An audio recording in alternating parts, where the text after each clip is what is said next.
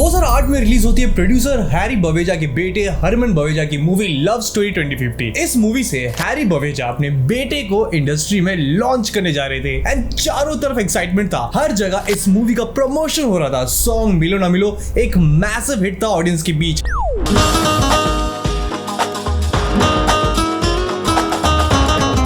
Harman Baweja industry में launch हो रहे थे as the next big star या फिर कुछ ऐसा प्लान आउट हुआ था, क्योंकि मूवी रिलीज से पहले हरमन बवेजा के सॉन्ग, लुक्स, सब चीज को ऋतिक रोशन से कंपेयर किया जाने लगा और जो ग्रैंड लॉन्च हो रहा था वो बुरी तरह से फ्लॉप हो गया। और इसके बाद हरमन बवेजा ने जो भी कोशिश की इंडस्ट्री में खुद को एस्टैब्लिश करने की, वो एक फेल्ड अटेम्प्ट था। ऐसे सिमिलरली मिथुन चक्रवर्ती के बेटे हो या फिर धर्मेंद्र और हेमा मालिनी जी की बेटी हो या फिर रमैया वस्तवैया के गिरीश कुमार, ये सारे स्टार किड्स या फिर नेपो किड्स प्रॉमिस किए गए थे स्टारडम, सक्सेस, लेकिन despite having a good backup support ये इंडस्ट्री में फेल हो गए। और सवाल उठता है, वेयर आर दे नाउ? इसके बारे में आज मैं की बात करूंगा। Where are the failed nepo kids of Bollywood. तो वीडियो शुरू होने से पहले YBB फिल्मी को सब्सक्राइब जरूर कर लेना, हम आपके लिए ऐसे वीडियोस लाते रहेंगे। Film producer and director Harry Baweja and mother जो खुद प्रोड्यूसर है पम्मी बवेजा के घर 1980 में पैदा होते उनके बेटे हरमन बवेजा। अब फिल्म उनका फैमिली बिजनेस था और जाहिर सी बात है कि एक फिल्म मेकर का बेटा स्टार ही बनेगा, क्योंकि नेपोटिज्म की बैकिंग इस इंडस्ट्री में काफी लोगों को लॉन्ग टर्म तक अपना ब्रांड एस्टैब्लिश करने में हेल्प जो करती है, इवन दो उनके फिल्म्स नहीं चलते। लेकिन हरमन बवेजा के केस में काफी ये बैकफायर हो गया। हरमन का पहले प्लान था कि वो होटल मैनेजमेंट का कोर्स करेंगे, वो स्विट्जरलैंड से HM सीखने भी गए क्योंकि वहाँ कुछ अलग सिखा रहे थे। जो दादर में सिखाते कुछ अलग है क्या? फिर वही बात आ जाएगी, जो गरीब हो ना आदमी, यो साला अपनी आदत से गरीब हो। अब कोर्स के बीच हरमन को समझ में आ गया कि एक्टिंग वो करना चाहते हैं, क्योंकि HM में बहुत गालियां पड़ती है। अब हरमन ने किशोर नमित कपूर एक्टिंग इंस्टीट्यूट से एक्टिंग भी सीखी and Lee Strasberg theatres and film and UCLA of theatre films and television में भी वो एनरोल हुए। तो जाहिर सी बात है कि उनका एक्टिंग भी नेक्स्ट लेवल होना चाहिए था। लेकिन हरमन ने एडमिट किया है कि उन्होंने कुछ कोर्सेज को बीच में छोड़ दिया था। I came back, I started doing commerce and I was in BCom and then dropped out. Then I went and did filmmaking. So then I went and studied that for a few years. I see. India वापस आके हरमन ने plan भी किया कि पहले वो films के behind the scenes काम करेंगे ताकि वो फिल्म्स को समझ सके, और उन्होंने 7 साल तक एज एन AD काम किया अपने फादर के साथ। जहां 2002 की हंसल मेहता की फिल्म ये क्या हो रहा है में उन्हें प्रोड्यूसर का भी क्रेडिट मिला था। और फिर आया वक्त हरमन बवेजा को वो ग्रैंड लॉन्च देने का, जो ऋतिक रोशन को भी मिला था। No comparison there. 2008 में वो डेब्यू करते हैं फिल्म लव स्टोरी 2050 से, एक फ्यूचरिस्टिक साइंस फिक्शन फिल्म जिसे उनके फादर ही डायरेक्ट कर रहे थे, मृदा प्रोड्यूस कर रही थी। और फिल्म में उनकी को स्टार बनी प्रियंका चोपड़ा। एक full fledge VFX loaded film की हाइप बनाएगी। काफी हैवी प्रमोशन भी हुआ उस वक्त और सब सेट था कि अब सब बदल जाएगा, और मूवी बुरी तरह से फ्लॉप हो गई।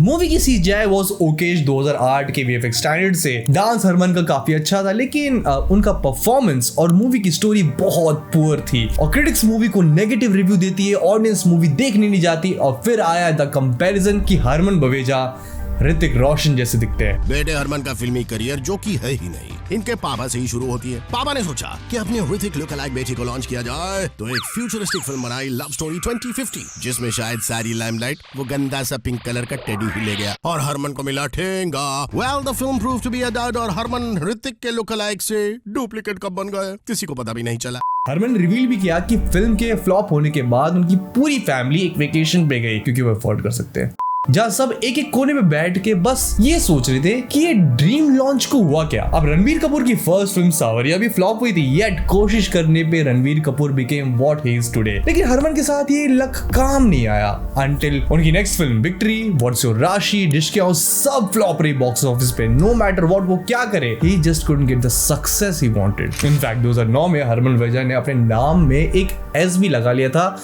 जिसकी वजह से उनका नाम बन गया हरमन S बवेजा। ये उन्होंने एक न्यूमरोलॉजिस्ट के एडवाइस पे किया था, लेकिन उनके करियर पे कुछ ज्यादा फर्क नहीं पड़ा। अब न्यूज़पेपर्स एंड मीडिया ने हरमन के फेल्ड करियर को काफी ट्रोल किया ओपनली। ऋतिक रोशन के साथ कंपैरिजन तो चल ही रहा था। हालात इतने बुरे थे कि हरमन ने अपने घर के न्यूज़पेपर्स छुपा दिए थे ताकि उनकी मदर वो न्यूज ना पढ़ सके। अब इसी बीच हरमन को रियलाइज होता है कि may be acting is not his thing. Mid 20s से वो ऑलरेडी अपने फादर की कंपनी बवेजा स्टूडियोज के एमडी रह चुके थे और फिर एक दिन अचानक से खबर आई कि हरमन के फादर हैरी बवेजा को एक स्ट्रोक आ गया है। इसके बाद हरमन ने अपने फादर की जिम्मेदारी संभाली और वो पंजाबी प्रोजेक्ट्स को प्रोड्यूस करने लगे, जैसे कि 2021 के जीने जन्मे सारे निकम्मे, 2022 के honeymoon and even Sania Malhotra की मिसेस सब इन्होंने प्रोड्यूस की। 4 साहिबजादे भी हरमन ने को राइट किया और प्रोड्यूस भी किया था। एनिमेटेड सीरीज सुपर 5 और फिल्म ख्वाबों का जमीला सब इन्होंने अपने अंडर बनाया। Harman just started working behind the scenes and he was doing good. Multiple companies launch की उन्होंने, जैसे कि Baweja studios limited, Cineport entertainment, even एक टैलेंट प्लेटफॉर्म भी लॉन्च किया called talentnext.com and he just disappeared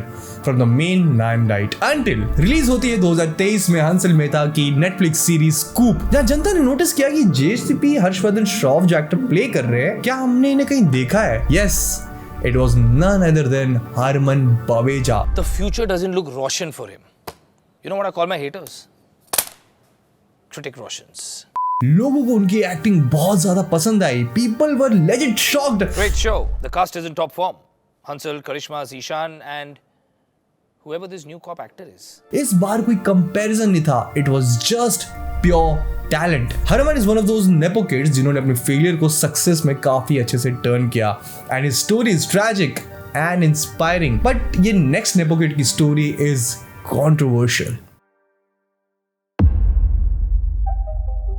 legendary actor Mithun Chakraborty and legendary actress Yogeeta Bali के बेटे महा अक्षय चक्रवर्ती एके मीमो चक्रवर्ती का करियर जहां टेक ऑफ करने में स्ट्रगल किया, वहीं कंट्रोवर्सी ने इनकी इमेज पे भी काफी असर किया है। अपने डेब्यू से पहले मीमो ने न्यूयॉर्क फिल्म एकेडमी से एक्टिंग की ट्रेनिंग ली, जहां कहते हैं कि ये एक शॉर्ट कोर्स था, लेकिन ये Indian classic dance, horse riding, kick boxing, MMA वगैरह सब सीख रहे थे, क्योंकि एक एक्शन स्टार को बस यही करना होता है। एक्टिंग तो कोई भी टाइगर कर सकता है। अब जस्ट लाइक हरमन बवेजा ये भी 2008 में लॉन्च होते हैं जिमी नाम के एक फिल्म से, और उस वक्त मीमो की इस फिल्म का क्रेजी प्रमोशन हुआ था। हर जगह मिथुन चक्रवर्ती के बेटे लॉन्च हो रहे हैं, मिथुन चक्रवर्ती के बेटे लॉन्च हो रहे हैं। इस नाम से जिमी का खूब प्रमोशन किया गया। मीमो अपने फादर जैसे डांस कर सकते हैं, रोमांस कर सकते हैं, एक्शन सब, और ये सारा एक्सपेक्टेशन लेके लोग जिमी देखने पहुंच गए थिएटर्स में, और उन्हें पता चला कि स्कैम हो गया। Jimmy was a disaster. Critics ने तो साफ कह दिया कि मीमो अनप्रिपेयर्ड लग रहे थे फॉर हिज डेब्यू। मूवी में मीमो की acting was just as worse as Fardeen Khan in Prem Agan. Fardeen Khan in this movie doesn't so much act as he reads out the script. तुमने मुझे किस क्यों किया? मुझे अच्छा लगा, मैंने कर लिया। ऐसा कुछ नहीं हुआ जो आप सोच रहे हैं। ये तुम्हें बहुत जल्द पता चल जाएगा कि अनाड़ी कौन है, तुम या सूरज। With amazing enunciation. महलों में पलने वाले कमीने कुत्ते, तू मेरे बाप तक गया। मीमो चक्रवर्ती के फ्लॉप होने से उनकी इमेज पे काफी इफेक्ट पड़ा, प्लस उनकी 2 follow projects he the only one, the murder, Hamilton palace कभी ढंग से रिलीज ही नहीं हो पाए, जिसकी वजह से मीमो वो पॉपुलैरिटी का मोमेंटम पकड़ ही नहीं पाया। 2011 में उन्हें थोड़ी बहुत सक्सेस मिलती है with film called haunted 3D। Yes, इस मूवी में मीमो ही है। अब इस सक्सेस के पीछे हॉरर जॉनर की डिमांड थी, लेकिन इसके बाद Loot featuring Govinda, Suniel Shetty and Javed Jaffrey flop हो जाती है। एनिमी एंड इश्क दरिया फ्लॉप, और मीडिया ने मीमो को स्ट्रगलिंग स्टार किड कह दिया। लेकिन फिर 2018 में मीमो पे लगते हैं कुछ सीरियस एलिगेशंस। एक लड़की ने पुलिस कंप्लेंट फाइल किया, कहते हुए कि कई साल तक memo her on the pretext of marriage। Memo ने उस लड़की को अबॉर्शन के लिए भी फोर्स किया और तुरंत उन्हें चीट भी किया था। इस लड़की ने मीमो के मदर योगिता बाली पे आरोप लगाया था कि उन्होंने उसे धमकी दी है। ये केस मीडिया ने काफी रिपोर्ट किया, जिसकी वजह से मीमो की रेपुटेशन पे बहुत गंदा असर पड़ा। ये केस इतना सीरियस था कि 2020 में मीमो और उनकी मदर ने एंटीसिपेटरी बेल ली just to avoid arrest, and despite all the allegations Mimoh की 2018 में शादी भी होती है। लेकिन उनके करियर का क्या हुआ? मीमो ने अपने करियर में आगे जाते हुए काफी प्रोजेक्ट्स में काम किया, लेकिन प्रॉब्लम ये था कि ये सब लो प्रोफाइल प्रोजेक्ट्स थे, जैसे कि ओए भूतनी के, मिशन मांझी, लंका, जिसके बारे में काफी कम लोगों को पता है, इनफैक्ट किसी को नहीं पता है। लेकिन मीमो कभी बड़े प्रोजेक्ट्स में दिखे नहीं। 2022 में मीमो ने एक इंटरव्यू में एक्सेप्ट किया कि उनका करियर उन्होंने जैसा सोचा था वैसा नहीं गया। एंड वेल, मीमो की लाइफ जहां एक सेलिब्रेटेड सेलिब्रिटी की होनी चाहिए थी, वो एक failed launch and major allegation की वजह से बर्बाद सी हो गई। Plus yeah his debut movie Jimmy was really bad. मैंने देखी है, it's bad. You remember Isha Deol, right? The girl in the famous bike porn movie Dhoom.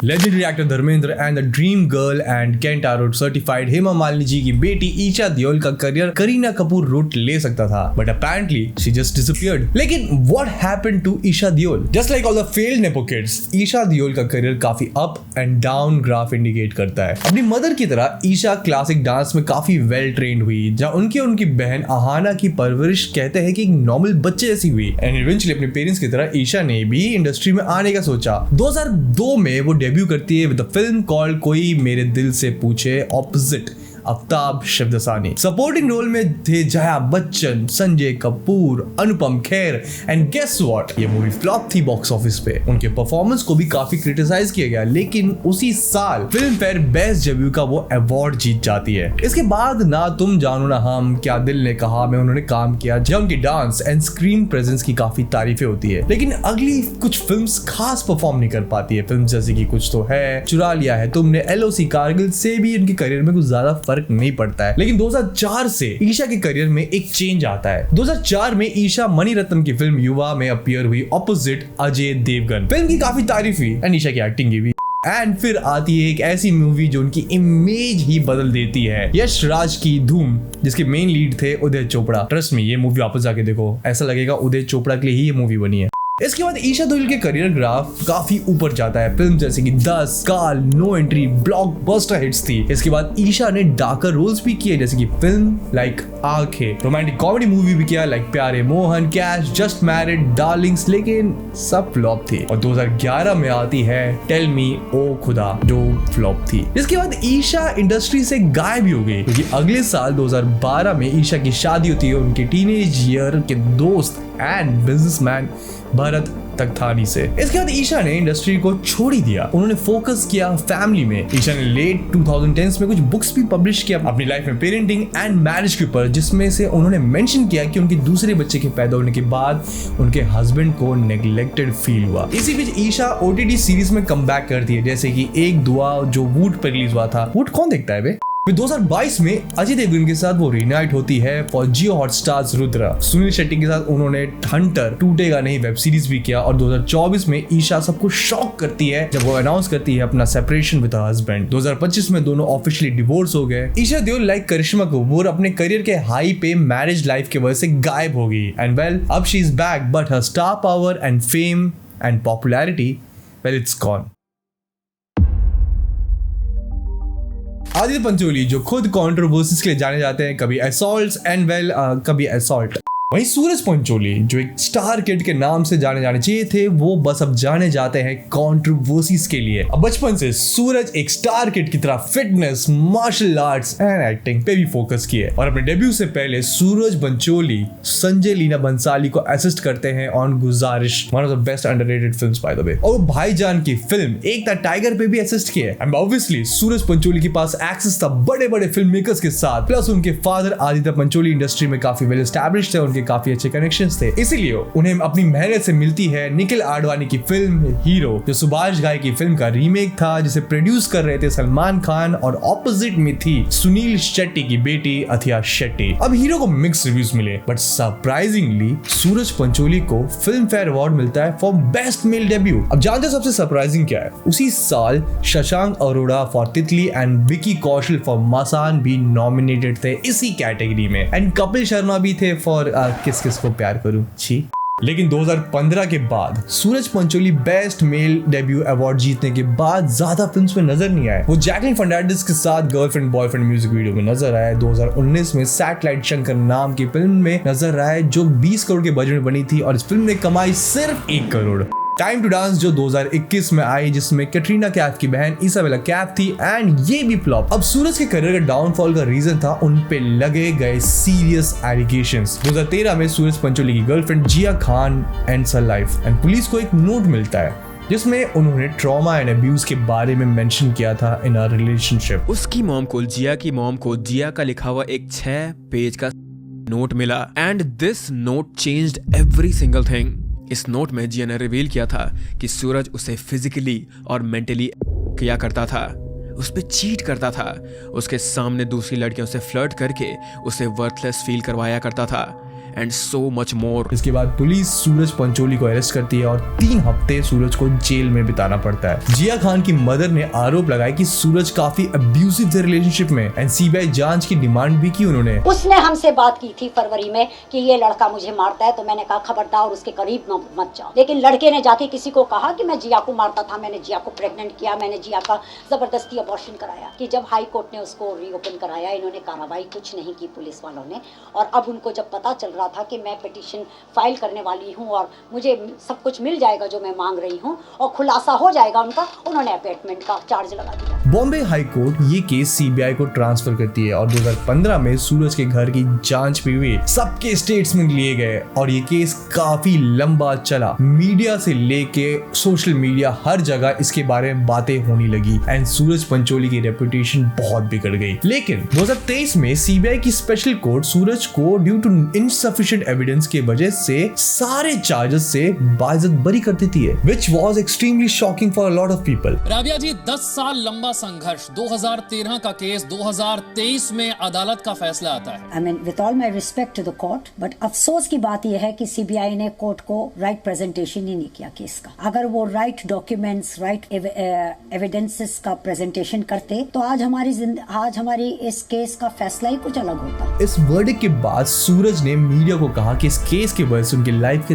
10 साल चले गए। वहीं जिया खान की मदर ने कहा कि वो इस मैटर को हाई कोर्ट तक लेके जाएगी। अब इस इंसिडेंट की वजह से सूरज की रेपुटेशन काफी ज्यादा खराब हो गया। नो मैटर व्हाट, वो कहीं भी जाए उन्हें जिया खान केस वाला कहा जाने लगा। कई प्रोड्यूसर्स ने इस ऑन गोइंग केस की वजह से सूरज से डिस्टेंस भी बना लिया था। बट इसका रिपरकशन क्या कभी काम पे आया कि कुछ प्रोजेक्ट्स निकले आपके हाथ से बिकॉज ऑफ दिस? क्योंकि लोगों ने एक मैनी आप प्रोड्यूसर होते, आप लेते मुझे। ऑडियंस भी सूरज पंचोली को देख के बस जिया खान केस से उन्हें जोड़ते हैं and there is no escape for it. अब सूरज इंस्टाग्राम पे तो एक्टिव है पर उनका career well it's not so active. Ramaiya Vastavaiya के गिरीश कुमार को तो सब ने देखा ही होगा, a photogenic charming young boy who had a promising career ahead. लेकिन गिरीश कुमार के लेटेस्ट फोटो को देख के सब शॉक हो गए और सवाल आने लगे what happened to him. Girish Kumar Tips industry के क्रिएटर्स के.एस. तौरानी के बेटे हैं। टिप्स को गिरीश के फादर अपने भाई रमेश तौरानी के साथ शुरू किए थे, जहां टिप्स इंडस्ट्री में one of the biggest music and film producers है एंड डिस्ट्रीब्यूटर्स है। अब गिरीश का भी ऑब्वियसली प्लान बना फिल्म्स में आने का, जिसके लिए वो कहते हैं कि उन्होंने खुद को प्रिपेयर भी किया था, जहां उन्होंने एक्टिंग के साथ साथ 3 साल तक बॉडी बिल्डिंग भी की। इट्स नेसेसरी फोक्स, बॉडी के बिना काम नहीं होता। अब उनके फादर टिप्स के बैनर में प्रभु देवा की तेलुगु हिट फिल्म नुवोस्ता नाते ने दो ना ताना, प्लीज डोंट जज मी फॉर माय प्रोनाउंसिएशन, का हिंदी रीमेक रमैया वस्तवैया बनाते हैं ऑपोजिट श्रुति हसन। वो मूवी जिसे ऑलमोस्ट सब ने देखा है, नहीं जानते तो हर किसी ने ये गाना तो देखा जहां गिरीश वेल अजय देवगन जैसे स्टेप्स कर रहे हैं।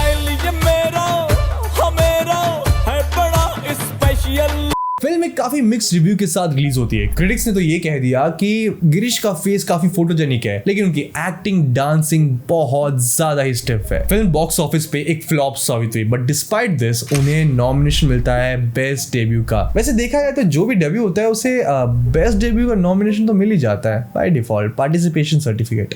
अब गिरीश कुमार इसके बाद अपनी सेकंड मूवी में अपीयर होते हैं कॉल लव शुदा, एक रोमांटिक कॉमेडी जिसमें उनके ऑपोजिट थी Navneet Kaur Dhillon, farmer miss India. And again film को प्रोड्यूस करती है उनकी फैमिली बैनर टिप्स। अब इस बैनर के अंदर फिल्म रिलीज होती है और बुरी तरह से फ्लॉप हो जाती है। अपने सेकंड अटेम्प्ट के बाद गिरीश एक शॉर्ट फिल्म में नजर आए कॉल कोलैटरल डैमेज, जो मैं इनकी पहली 2 फिल्म्स को कहूंगा। अब इस शॉर्ट फिल्म से उनके करियर पे कुछ खास असर नहीं पड़ता and Girish disappeared from the industry forever, या फिर वो बिहाइंड द सीन्स काम करने चले गए। Now remember, Girish tips family से आते हैं, एक्चुअली तौरानी, जहां उन्होंने मैनेजिंग का रोल पिक किया और उनके मल्टीपल बिजनेस में chief operation officer and senior executive promotion का भी काम किया उन्होंने। और 2024-25 में टिप्स काफी पैसे छापती है, जो रफली 10,000 करोड़ जितना था, जहां गिरीश की personal wealth apparently is somewhere around 2,000 crore. Girish के मैनेजिंग में Ponniyin Selvan and merry Christmas की म्यूजिक राइट्स एंड डिस्ट्रीब्यूशन को भी देखा गया and well he is doing really well. लेकिन सवाल है कि उन्होंने मूवीज में एक्टिंग करना क्यों छोड़ दिया। कहते कि लगातार 2 फ्लॉप्स होने के बाद उनके अंदर का कॉन्फिडेंस टूट सा गया। प्लस उस वक्त कंपटीशन में बड़े बड़े एक्टर्स थे जैसे कि रणवीर सिंह, आयुष्मान खुराना, रणबीर कपूर, वरुण धवन, आलिया भट्ट, और इसी बीच में गिरीश का सर्वाइव करना was just a cut throat competition. इसलिए गिरीश ने बिहाइंड द सीन्स काम करना ज्यादा बेटर समझा और अपनी लाइफ को उन्होंने बहुत ज्यादा ही प्राइवेट रखा। एक प्राइवेट सेरेमनी में उन्होंने शादी की and he likes his life the way it is. क्या वो एक्टिंग में कम बैक करेंगे? मे बी, क्योंकि 2026 है और इस 2026 में यूएफओ फाइल्स रिलीज हो चुकी है, तो वेल अब कुछ भी पॉसिबल है। बॉलीवुड नेपो किड्स लॉन्च की सबसे बड़ी प्रॉब्लम यह है कि सबको ऋतिक रोशन जैसा लॉन्च चाहिए। ऋतिक रोशन एक स्किनी से लड़के होते थे, लेकिन वक्त के साथ साथ उन्होंने अपनी हेल्थ पे फोकस किया, एक ग्रीक गॉड में खुद को कन्वर्ट किया, एक्टिंग पे फोकस किया और अपने फादर के हेल्प के थ्रू एक ग्रैंड लॉन्च के साथ वो इंडस्ट्री में आया। He became an action star with good looks and amazing style. ये देखते हुए बड़े बड़े स्टार किड्स ने बॉडी बनाई, अच्छे लुक्स बनाए और कूद गए वो इंडस्ट्री में मासी मसाला फिल्म्स के साथ। लेकिन इनकी पहली फिल्म में they lack confidence, acting range, एक स्टिल एक्सप्रेशन के साथ जब कोई परफॉर्म करता है तो लोग उन्हें भूल जाते हैं। ऋतिक रोशन लॉन्च हर किसी को तब मिलेगा जब वो उसके लिए मेहनत करेंगे। वहीं on the other side of the tangent Vicky Kaushal खुद एक नेपो किड होते हुए भी बिहाइंड द सीन्स काम किए सालों तक। वो अनुराग कश्यप से लेके कई सारे बॉलीवुड डायरेक्टर्स के साथ एज एन एडी काम किए। अपनी फर्स्ट फिल्म मसान में वो बस एक स्किनी से लड़के थे। फिल्म कोई मासी फिल्म नहीं थी, येट विक्की कौशल के एक्टिंग रेंज की वजह से आज भी ये फिल्म यादगार है। नेपोटिज्म एक ब्लेसिंग है एंड अ कर्स भी। नेपोटिज्म से आपको वो ऑडिशन की लाइन स्किप करने का मौका मिलता है। नेपोटिज्म आपको साइड कैरेक्टर रोल से सीधा मेन लीड बना देता है, लेकिन नेपोटिज्म आपकी एक्टिंग रेंज फिक्स नहीं कर सकता। उसके लिए यू नीड इंटेंसिव ट्रेनिंग, क्योंकि सबसे ज्यादा आंखें अब तुम पे ही है। जो मेजॉरिटी नेपो किड्स मिस कर देते हैं, दे लैक द रेंज, इसलिए they are just pretty faces which Reddit loves to hate. Bobby Deol को एक बार अनुराग कश्यप ने कहा था कि आपको एक्टिंग सीख लेनी चाहिए, जिसके बाद बॉबी देओल ने खुद पे वर्क किया और उसके बाद वो amazing line of films deliver करते हैं। ऑडियंस परफॉर्मेंस से जीती जाती है, क्योंकि looks fade but talent stays forever. तो if you enjoyed this video, YBB Filmy को सब्सक्राइब जरूर कर लेना। And Harry Potter part 2 is coming soon, stay tuned. और अगर चैनल पे नए हो तो बेल आइकन जरूर दबा देना फॉर ऑल दी नोटिफिकेशंस। हम मिलते हैं ऐसी अगली वीडियो में, तब तक के लिए ओके बाय।